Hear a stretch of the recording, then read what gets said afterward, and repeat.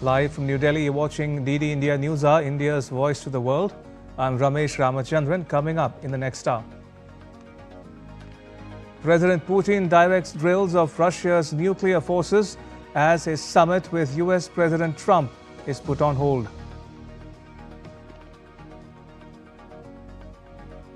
India proposes strict rules to label AI content, citing risks of deepfakes likely to make social media companies responsible for checks and balances.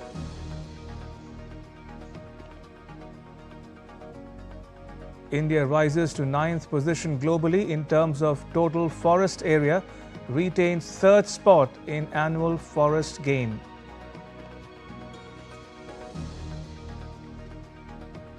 Work like a horse, says Takai Sanai after being elected as Japan's first woman Prime Minister, rejects work-life balance in maiden speech. And the Louvre reopens after a daring robbery that saw precious jewels worth more than $100 million stolen in just 7 minutes.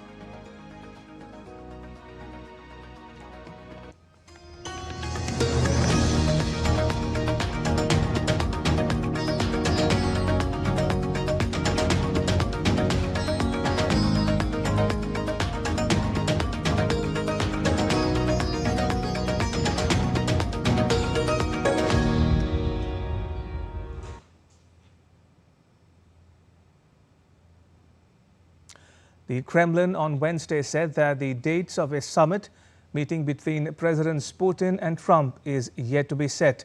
It said that neither Putin nor Trump wanted to waste each other's time by calling a meeting without proper preparation.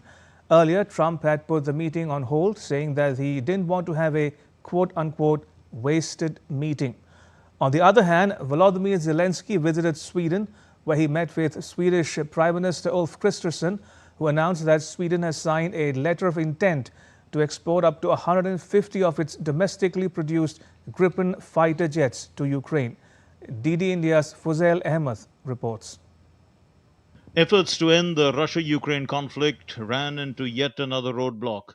US President Donald Trump put plans to meet Russian President Vladimir Putin in Budapest on hold, saying he didn't want to have a wasted meeting.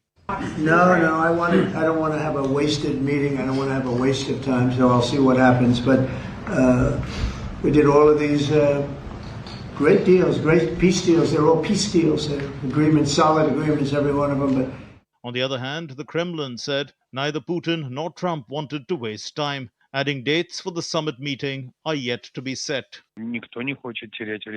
No one wants to waste time. Neither President Trump nor President Putin. They are the two presidents who got used to work efficiently with high performance, but the efficiency always demands preparation. Earlier in August 2025, Trump had met with his Russian counterpart in Alaska. However, their August summit in Alaska ended early with no major breakthrough. Ukraine's President Volodymyr Zelensky said on Wednesday that US President Donald Trump's call for Ukraine and Russia to stop at the current front lines was a good compromise. After our conversation, you saw messages, public messages from Trump. He proposed stay where we stay and begin conversation. I think that was good compromise, but I'm not sure that Putin will support it, and I said it to the President.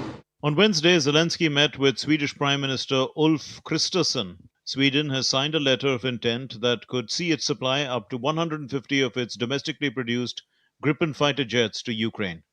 The step we're taking today through this Swedish-Ukrainian letter of intent creates the necessary preconditions for a major export deal on the Gripen fighters between our two countries. We fully realize it's a long road ahead of us, but from today we are committed to exploring all the possibilities in providing Ukraine with a large amount of Gripen fighters in the future.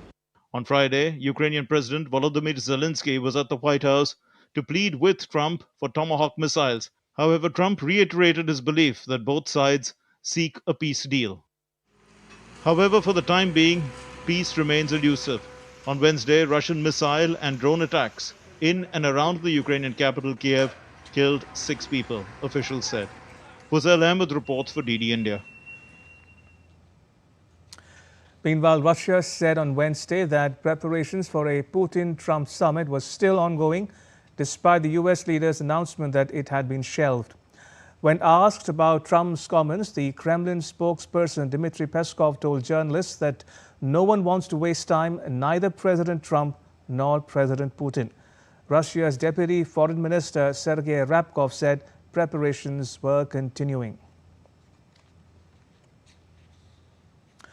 Russia's President Putin oversaw a large-scale test of the country's nuclear forces on land, sea and air on Wednesday to rehearse readiness and command structure amid rising east-west tensions.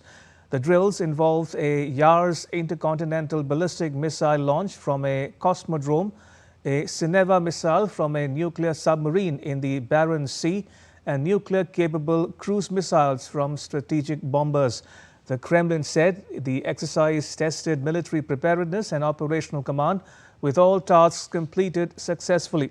The drills serve as a reminder that Russia holds the world's largest nuclear arsenal, coinciding with NATO's Steadfast Noon nuclear exercises in Europe involving 13 countries. The Kremlin released a video showing General Valery Gerasimov, head of the General Staff, reporting to President Putin on its drills. They included practice launches of intercontinental ballistic missiles, which are capable of striking the United States.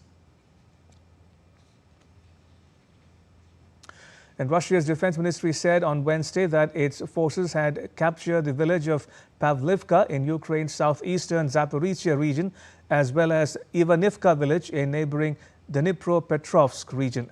The ministry also said in a statement on Telegram that it had struck Ukraine's energy infrastructure in what it said was a response to Ukrainian attacks on Russian civilian targets.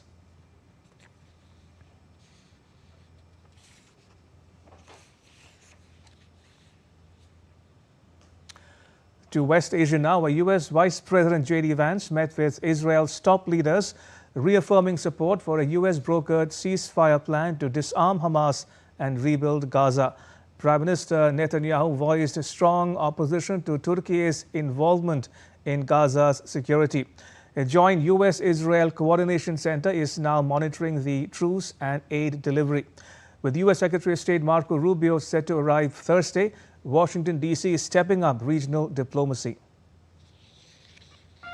U.S. Vice President J.D. Vance and other key officials are in Israel to support a U.S.-brokered ceasefire plan aimed at disarming Hamas, recovering bodies of hostages, and rebuilding Gaza.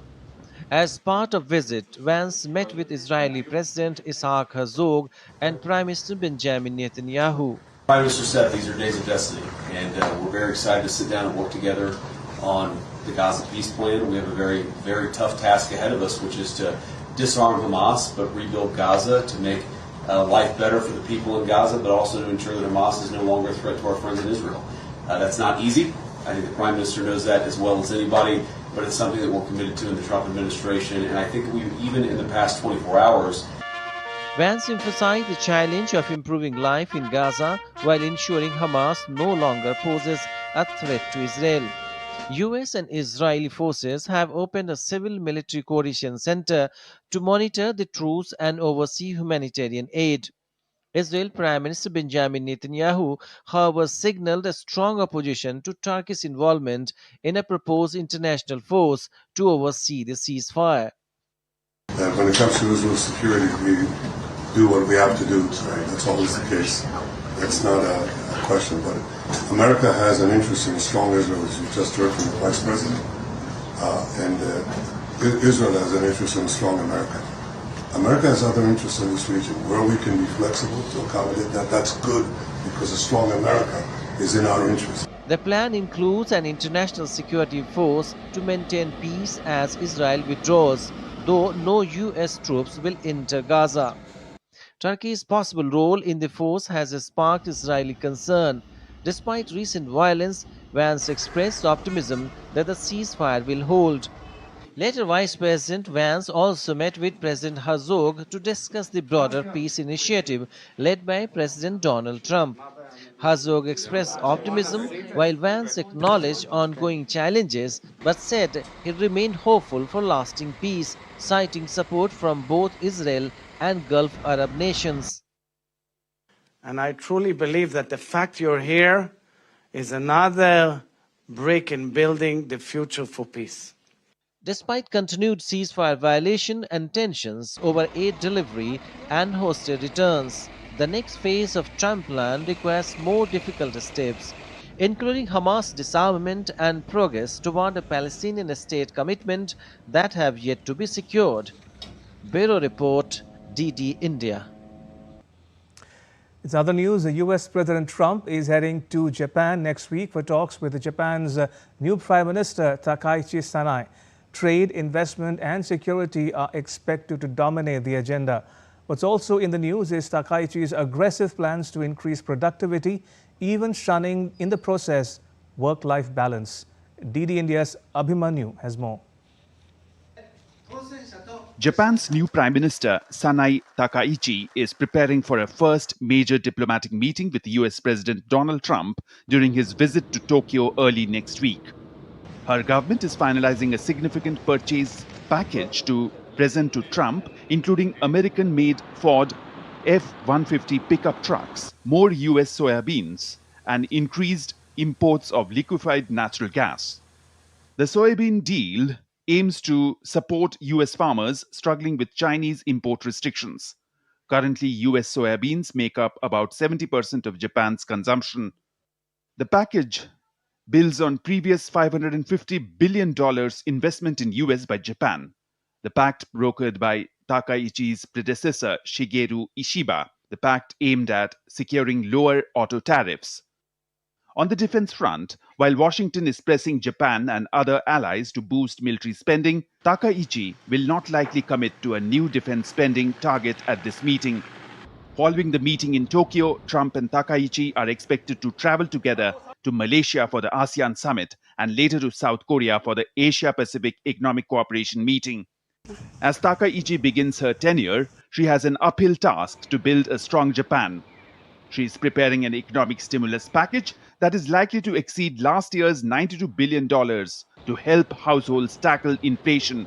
The package will also include investments in growth sectors such as artificial intelligence and semiconductors as the government focuses on strategic economic development. Takaichi, known as an advocate of expansionary fiscal and monetary policy, promised to work tirelessly to restore Japan's economic might, even shunning work-life balance in the process. I will keep my promises. We cannot rebuild unless we mobilize the full strength of every generation. You will work like draft horses. I myself will throw away the very phrase work-life balance. I will work and work and work and keep on working. Takaichi has been unapologetically blunt. The 64-year-old conservative politician says her goal is to become the Iron Lady, much like UK's former Prime Minister Margaret Thatcher. Abhimanyu Pawar's report for DD India. In more news from the Indo-Pacific, North Korea fired multiple short-range ballistic missiles on Wednesday, just a week ahead of the APEC summit to be hosted by South Korea. It marks Pyongyang's first missile launch since May, in defiance of international bans backed by Seoul and Washington, D.C. South Korea's Joint Chiefs of Staff said that several projectiles were fired from near Pyongyang towards the northeast. The launch took place as South Korea's President Lee Jae-myung prepares to meet U.S. President Trump next week during the Asia-Pacific Economic Cooperation Summit. Meanwhile, Japan's Chief Cabinet Secretary said on Wednesday that Japan would continue to work closely with the U.S. in response to North Korea's latest missile launch. Japan and the United States are working closely, sharing the missile warning data in real time, and we are taking all possible measures to ensure a thorough response. The government is aware of the latest missile launch. So far, no damage has been confirmed within our territory or exclusive economic zone, and no damage has been reported from relevant authorities. North Korea has consistently demonstrated its intention to enhance its nuclear and missile capabilities. Its repeated launches of ballistic missiles and related activities pose a serious threat to the peace and security of Japan, the region, and the international community. Still to come on DD India News Hour. 63 die as two buses collide in Uganda.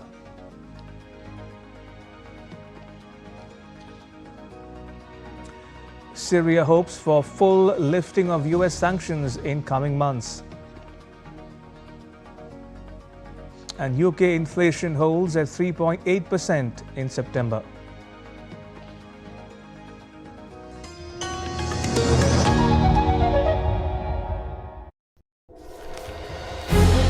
Indian industries are facing pressure because of President Trump's tariff threats.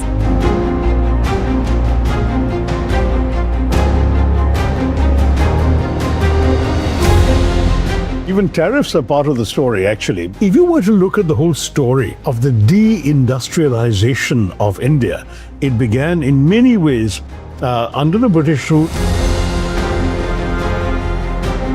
They say, oh, it's not our fault. India fell behind because you missed the bus for the Industrial Revolution. My answer is we missed the bus is because you threw us under its wheels.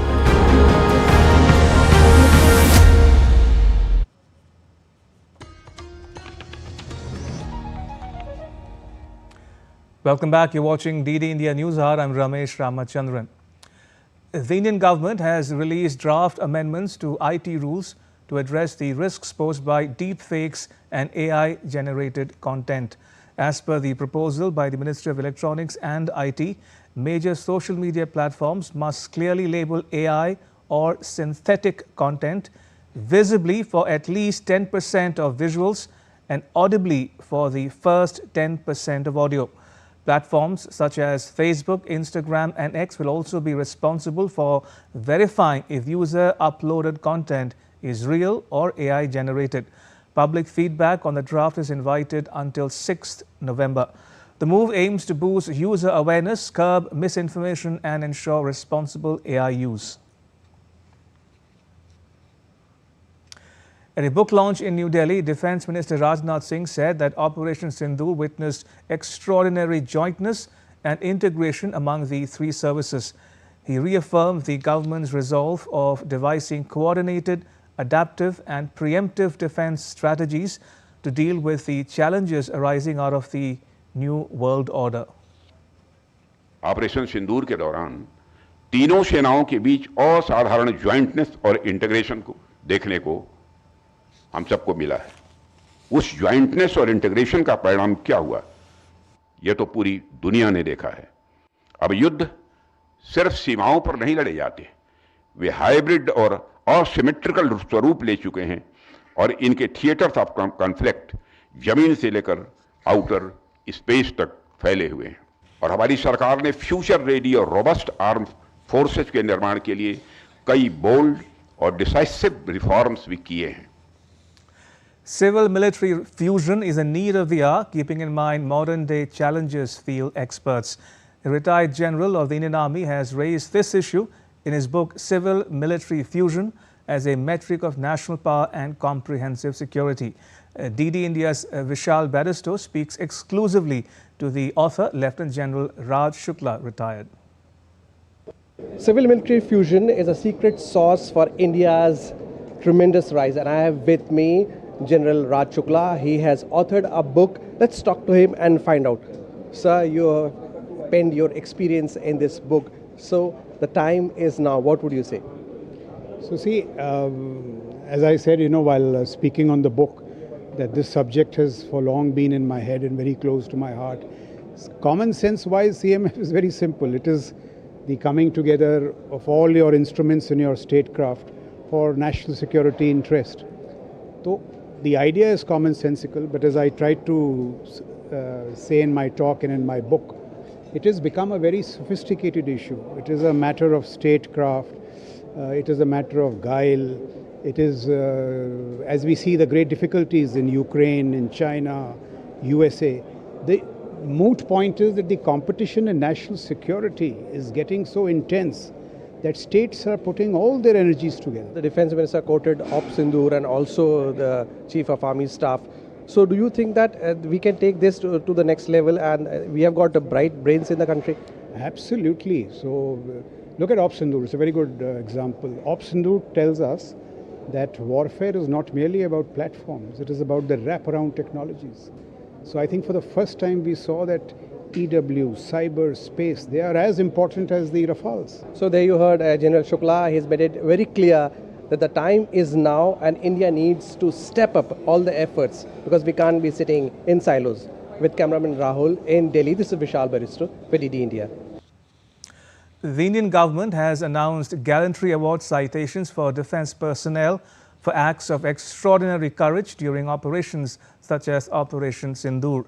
Colonel Koshank Lamba has been awarded the Veer Chakra for displaying exceptional bravery, valor and courage under fire, reflecting the traditional martial ethos of the Indian Army. Another Veer Chakra awardee is Lieutenant Colonel Sushil Bisht, Group Captain Ranjit Singh Sidhu, Group Captain Animesh Patni, Squadron Leader Rizwan Malik and Squadron Leader Siddhant Singh. President Draupadi Murmu approved 127 Gallantry Awards and 40 Distinguished Service Awards to personnel of the Armed Forces and the Central Armed Police Forces. Commerce and Industry Minister Piyush Goyal on Wednesday attended the 16th United Nations Conference on Trade and Development Ministerial Conference in Geneva. Addressing the roundtable, Minister Goyal said India is addressing supply chain vulnerabilities through its Self-Reliant India program. Atmanirbhar Bharat, that's a self-reliant India. And we are addressing each and every supply chain sectorally to see where our vulnerabilities are, where we need to expand capacity, even though it may not be adhering to Michael Porter's theory of the comparative advantage of nations. We are willing to pay that extra buck to be able to have resilience in our supply chains. And that has, of course, helped us create jobs, helped us create production capacities within the country. And Minister Goyal also said that India's development journey is a template for growth. India's own development journey can provide a good template to address some of these issues. And we stand ready to share with everybody the various initiatives, the various practices, our own new way of working that we are trying to introduce in India. In fact, it is no mean achievement that today we are amongst the top 5 GDPs in the world. We are the fastest growing large economy in the world. As the U.S. government shutdown stretches into its 4th week, tensions between the Democratic and Republican parties are hardening, with both sides blaming each other for the growing crisis affecting government workers and public programs. Republicans urged Democrats to reopen the government first, while Democrats demanded action to fix the Affordable Care Act crisis before ending the stalemate. Meanwhile, U.S. President Trump said he will not meet with Democratic lawmakers unless the ongoing government shutdown ends. The UK's Office for National Statistics reported Wednesday that Britain's inflation rate held at 3.8% in September, above the Bank of England's 2% target. The unchanged Consumer Prices Index, defying a predicted rise to 4%, keeps pressure on the Labour government ahead of the 30th October budget. Finance Minister Rachel Reeves signalled potential tax hikes to address soaring deficits after September's 5-year borrowing high. Lower food, recreation and airfare costs curbed inflation, but persistent services inflation at 5% dims rate cut hopes. Economists expect the Bank of England to hold rates at 5.25% on 7 November, with only a 70% chance of a December cut. Syria is on the verge of major economic changes as it anticipates a possible easing of U.S. sanctions, according to the country's economy minister, Mohammed Nidal al-Shar. Speaking in London, al-Shar hoped that a related bill would soon reach U.S. President Trump for potential approval.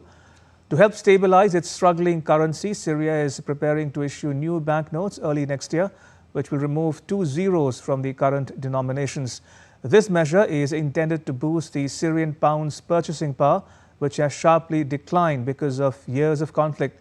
Reconstruction remains a massive hurdle, with the World Bank estimating that it will cost more than $200 billion. Al-Shar said that the actual expenses could even be higher, especially when factoring in the modernization of infrastructure.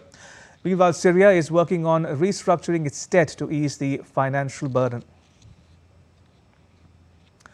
A road accident in Uganda has killed 63 people after 2 buses collided head-on on Wednesday. The crash took place just after midnight local time on the Kampala-Gulu highway after one bus tried to overtake the other. All passengers on both buses were reported dead. Authorities are investigating the cause of the accident. Emergency teams responded quickly to assist survivors and clear the wreckage. This is one of the deadliest road accidents in Uganda in recent years.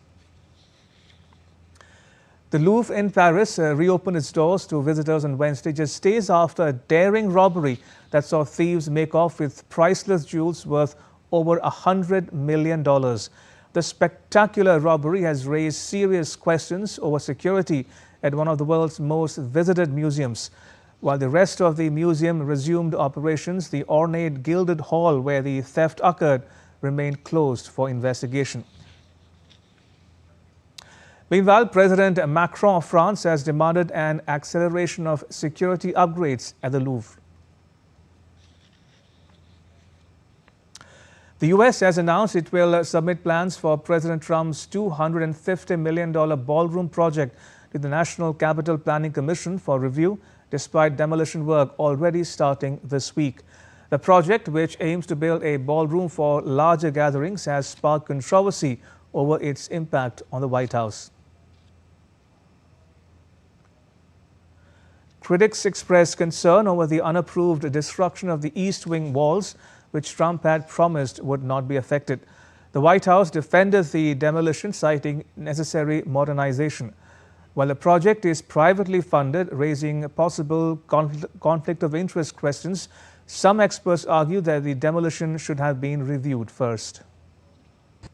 I've walked by this since I was a little girl, like for decades, and I was shocked to hear and see that they are demolishing a part of the White House. And then upon further investigation, I found out they're demolishing it to build a ballroom. I'm astonished. It's pretty upsetting. Number one, I don't know that this is something clearly that the public has a right to know and to weigh in on, because this is America's house. This house does not belong to any one official. Still to come on DD India News Hour.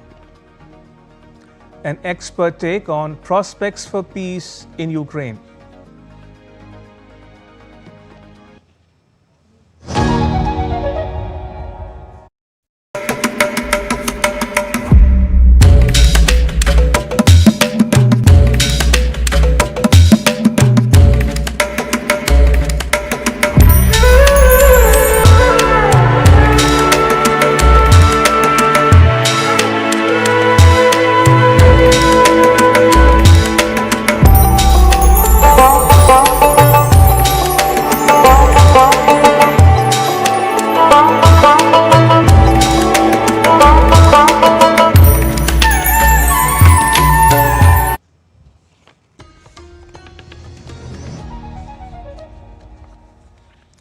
Welcome back. You're watching DD India News Hour. I'm Ramesh Ramachandran. A quick recap of the headlines.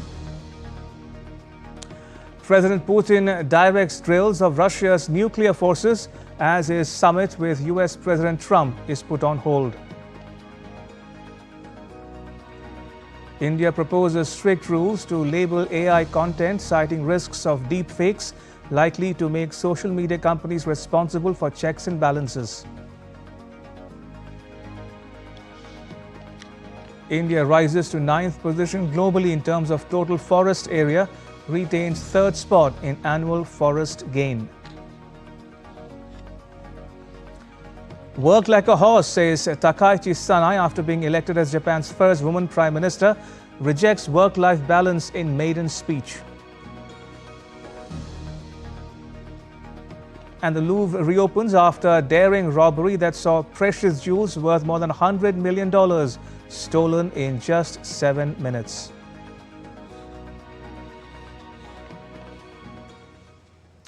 All right, going back to the top story we are tracking here on DD India News App.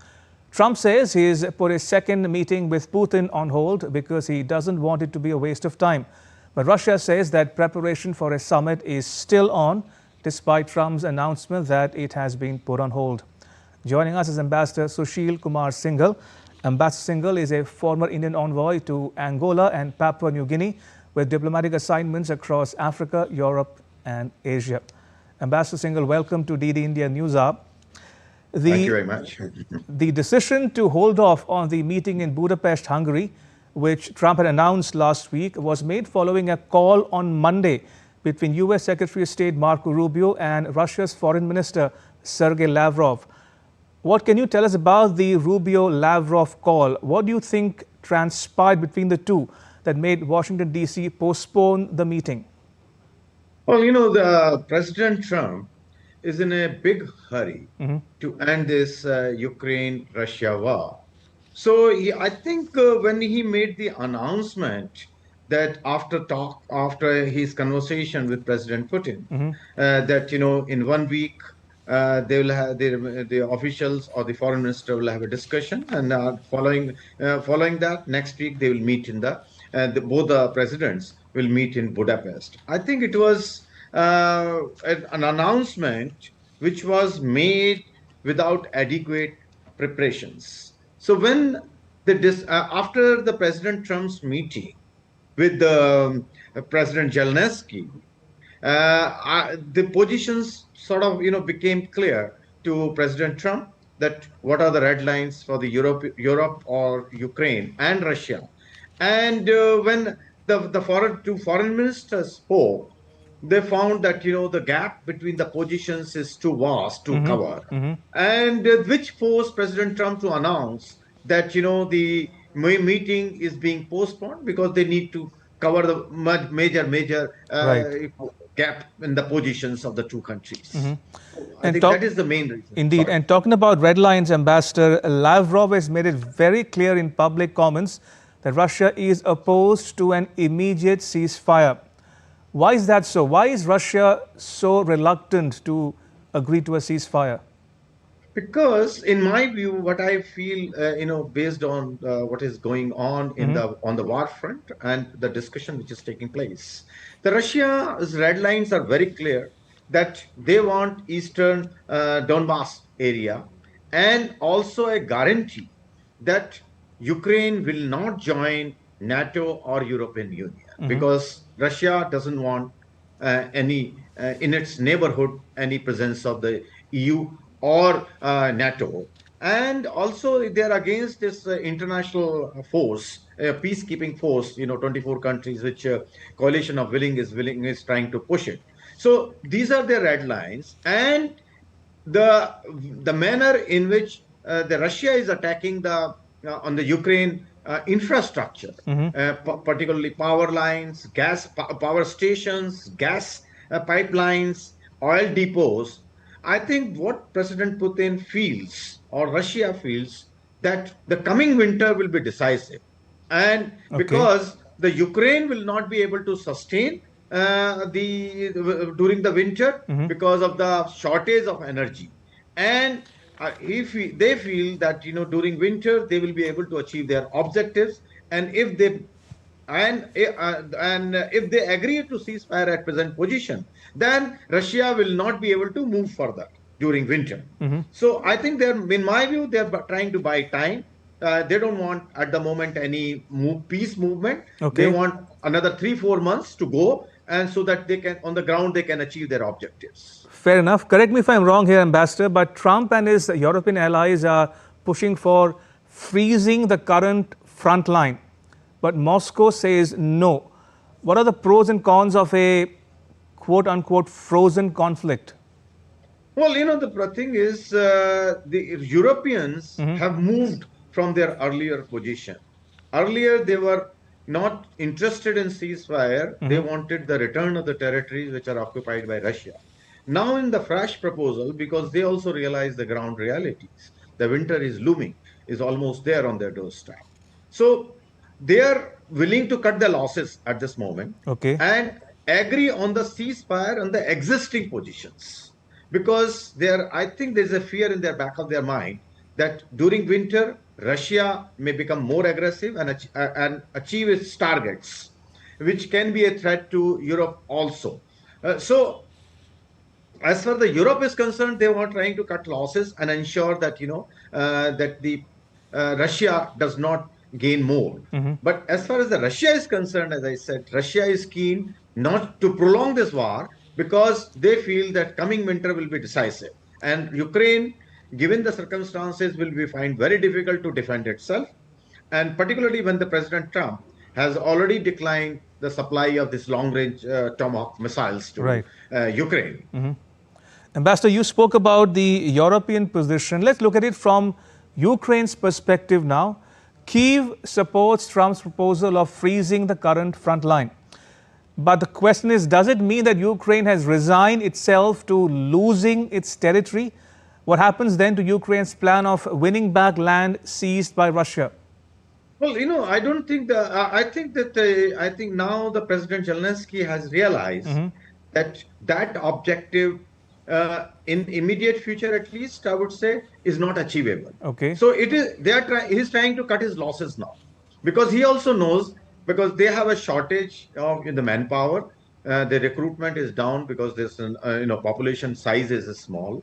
Secondly, the supply, arms supply, because what USA is agreeing and providing is also very limited. Thirdly, as I said, the winter. I think the biggest fear is the winter. They also realize that energy is going to be very, very, very critical in the coming winter, and they will not be able to provide enough energy to their citizens, which will affect their war efforts. So I think at the moment Ukraine is in the situation where they want to cut their losses to the extent possible and see in future what happens. Do you think sequencing is an issue? In other words, are the talks, or could the talks be stuck on whether a ceasefire should come before longer-term peace talks? Oh, well, this is the position of the Europe and USA. USA is interested in having this ceasefire at this present moment wherever the forces are. But it is Russia which is not agreeing to it. So this is the situation is slightly reversed in my view. Earlier, it was Ukraine and the European who were insisting that there should be exchange of borders, and the old position should come back where the Russia should return the occupied territory. Now the role is reversed in my view, because the Ukraine is willing, or the Europeans are willing, to cede the territory at this moment. Leave it, subject to the peace talk. But they don't want Russia to move further from these existing positions. Let's talk about India as well for a moment, Ambassador Singhal. India is among a handful of countries that has been speaking to all parties to the Ukraine-Russia conflict. Now, Putin will visit India in December. Should New Delhi seek to capitalize on that also? Could New Delhi, as the voice of the Global South, play a role in bridging the divide, as it were? Well, in India, as far as India is concerned, India has made its position ample time clear that India want that the peace should come to this border, and as the Prime Minister Modi has said many times, that this is not an era of war; it's an era of peace. The talks are only solution. How this will take place, of course, this need to be worked out. And I think behind the scene, India is playing a role and trying to bring the parties together, in my view. And I think President Putin's visit will be a good opportunity to launch an initiative towards the seeking solution to this an intricate problem, which at the moment seems unsurmountable. But always, as the time passes, people try to find solutions. So, but India certainly has a strong presence in the global south, and also India is among the very few countries who is talking to all the sides, including Russia as well as the Ukraine. And Ukraine president and Prime Minister President Putin has number of times has said that India has a role to play, and India is always behind the scene helping. That also President Zelensky has said many times, and they expect that India will play a role. So I'm sure December, when the visit take place of President Putin, there will be a good opportunity. We may hear something at that time, maybe. All right, on that note, Ambassador Sushil Singhal, thank you for joining us and sharing your perspectives with our viewers at home and abroad. Thank you for your time. Appreciate it. In some other news now, India's green cover is growing and the world is taking notice. The country has moved up to the 9th position globally in terms of total forest area, as per a latest report. DD India's Tripti Tripathi reports. India has achieved another green milestone on the global stage. According to the Global Forest Resource Assessment 2025, released by the Food and Agriculture Organization in Bali, India now ranks 9th in the world in total forest area, moving up from the 10th position in the previous assessment. Union Minister for Environment, Forest and Climate Change, Bhupender Yadav, shared the achievement on social media, highlighting that India has also retained its 3rd position globally in annual forest area gain, a clear sign of the country's sustained commitment to environmental protection and sustainable forest management. Union Environment Minister credited this success to the visionary initiatives of Prime Minister Narendra Modi, including large-scale afforestation programs and people-led environmental actions. From Ek Ped Maa Ke Naam, a call inspiring millions to plant a tree in honor of their mothers, to nationwide afforestation drives and community-led conservation efforts, India's green journey has become a people's movement. As India rises to the 9th spot globally, it's not just about numbers. It is also about India's growing resolve to create a greener, cleaner, and sustainable future for generations to come. Tripti Tripathi's report for DD India. All right, now take a look at what else is making news in India. Grand celebrations marked Annakut Parv at the Sri Kashi Vishwanath Temple in Varanasi on Wednesday. Devotees offered prayers as Sri Vishweshwar Mahadev was presented with 21 quintals of sweets and other delicacies. The temple premises were adorned with lights and flowers, with devotees thronging to witness the rituals and seek blessings on this auspicious occasion. The Kedarnath temple will close its gates at 8:30 a.m. on 23rd October for the winter. Devotees who wish to offer prayers will have to rely on winter arrangements made by the temple, ensuring continuous worship in a safe and managed environment.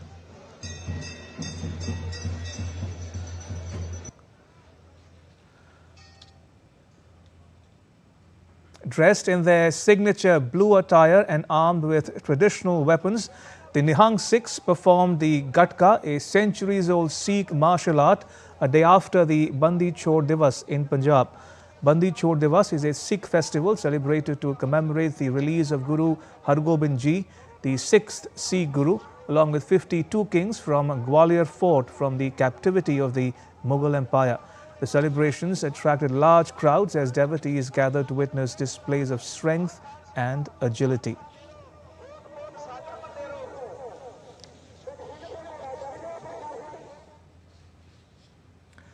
And still to come on DD India News Hour.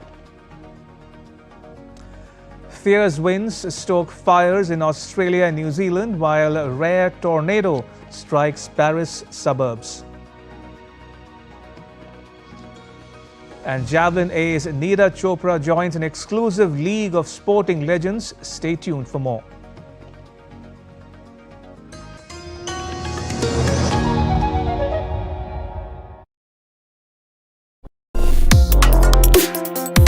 Complex issues, hidden agendas, twists and turns, strategic games. We think all dots are linked. We just need to connect them. Join me every week as I connect the dots to unravel hidden designs in statecraft, mysteries, and decode issues that matter to you. Watch Connecting the Dots with me at these times on DD India.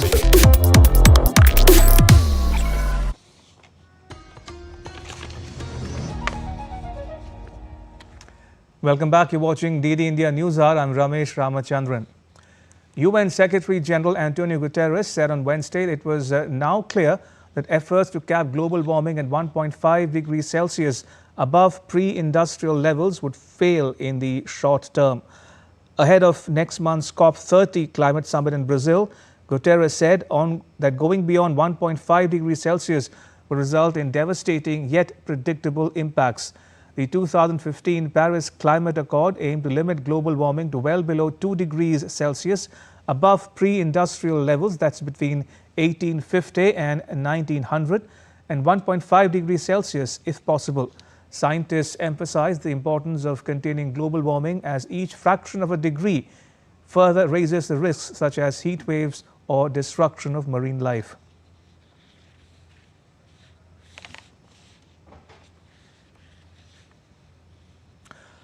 Hot winds are sweeping across Australia, making temperatures soar, while a fierce tornado rips through France, toppling cranes and ripping roofs. DD India's Adamya Mishra reports. Wild hot winds swept across parts of Australia on Wednesday, sending spring temperatures soaring and breaking October heat records in parts of Sydney. Despite the overcast day, many headed to Bondi Beach to cool off, where Tony Evans, a retiree from England, was surprised by the wind's heat. And what surprised me is the temperature of the wind. There's just no cooling effect, and actually it seems like it's a heating effect. And yes, it's too warm, I think, right now to be comfortable. Meanwhile, in France, eyewitnesses' footage recorded on Monday showed a tornado advancing through the north of Paris, toppling cranes and ripping roofs, which left one person dead and multiple people injured. French Interior Minister described the event as a storm of sudden and rare intensity. In Asia, Andaman and Nicobar Islands in the eastern part of India may witness light to moderate rains and isolated heavy downpours until later this week, with Indian Meteorological Department predicting gusty winds in the region. On the other hand, thunderstorms and lightning across Indian states of Odisha, Madhya Pradesh and Chhattisgarh are expected to continue until Friday. As global weather witnesses a turbulence, the western Indian region of Konkan and Goa, as well as Marathwada, are bracing for thunderstorms over the next 5 days. Adamya Mishra's report for DD India. Bangladesh's International Crimes Tribunal has sent 15 army officers to jail. They're accused in 3 separate cases of enforced disappearances, killings and other crimes against humanity allegedly committed during the Awami League regime. A 3-judge bench headed by Justice Muhammad Ghulam Mortaza Mojumdar rejected bail pleas after hearing prosecution and defense arguments. Earlier, Chief Prosecutor Muhammad Tajul Islam submitted formal charges urging trials proceed.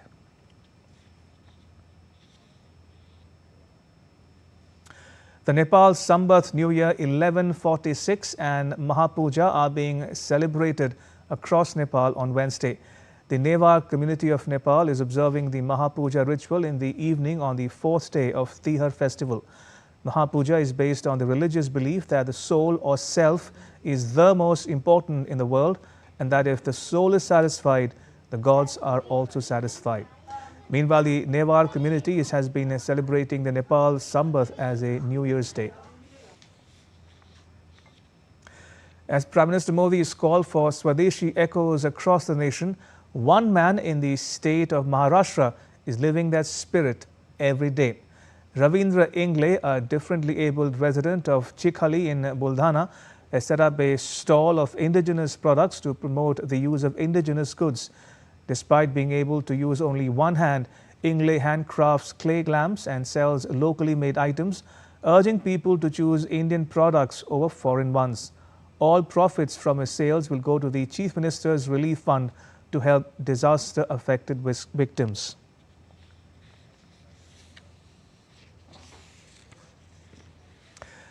To sports news now, the India versus New Zealand face-off in the Women's Cricket World Cup at Navi Mumbai on Thursday has become a virtual quarter-final. 3 teams have qualified for the semi-finals. The 4th spot is up for grabs, and the winner of this match will move closer to booking the last spot in the final 4. India take on New Zealand in a must-win game in Navi Mumbai on Thursday, as the hosts face an uphill task to qualify for the semi-final of the Women's World Cup after suffering 3 defeats in a row. India started the tournament with 2 wins, but 3 defeats have put them in a tight spot.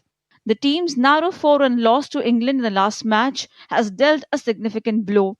Now to reach the semi-finals on its own, they must win both remaining matches. We were not able to finish it. We have had a very nice discussion about it with the team, and hopefully, going forward, we could finish the job and finish the games off.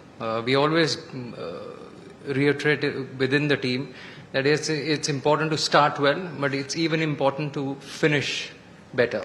New Zealand has also had a poor start in the tournament. The team suffered crushing defeats against Australia and South Africa, while 2 matches were washed out due to rain, significantly hurting the team's prospects. In a pretty much knockout game against India in India at a World Cup. So we're incredibly excited. We're obviously under no illusions that India is still the favourites, without a doubt, and we'll wear their underdog badge with pride, as Kiwis often do. Yeah, but for us it is. We know the pressure that India are under at home, but we're just going to go out there and again control what we can control and make sure we stick to what we do well as a Kiwi side. India and New Zealand have played 57 one-day internationals. New Zealand has won 34, while India have won 22, with 1 match tied. Meanwhile, the Kiwis seem to have an upper hand in the World Cup matches. A total of 13 matches have been played between the 2 sides. New Zealand have won 10 and India has won 2, and 1 was tied. Navi Mumbai experienced heavy rain on Tuesday, and the India-New Zealand match is also under threat. The pitch is considered batting friendly and produces high-scoring matches. After 3 consecutive losses in the World Cup, India is in a must-win situation, and they face New Zealand, the team against whom they have the poorest win-loss ratio in the World Cup. Now it will be interesting to see whether New Zealand continues their dominance against India in the World Cup, or India manages to break the series of losses and the Kiwi dominance in the World Cup. With camera person Gaurav Giri, this is Suchitra reporting for DD India in Navi Mumbai. India's 2-time Olympic medalist and the star javelin thrower Neeraj Chopra was conferred with the honorary rank of Lieutenant Colonel in the Territorial Army on Wednesday. Defence Minister Rajnath Singh bestowed the insignia on the ace athlete. Indian Army Chief General Upendra Dwivedi and other senior officials were present on the occasion. Enrolled in the Indian Army in 2016, Neeraj Chopra has served with the Rajputana Rifles.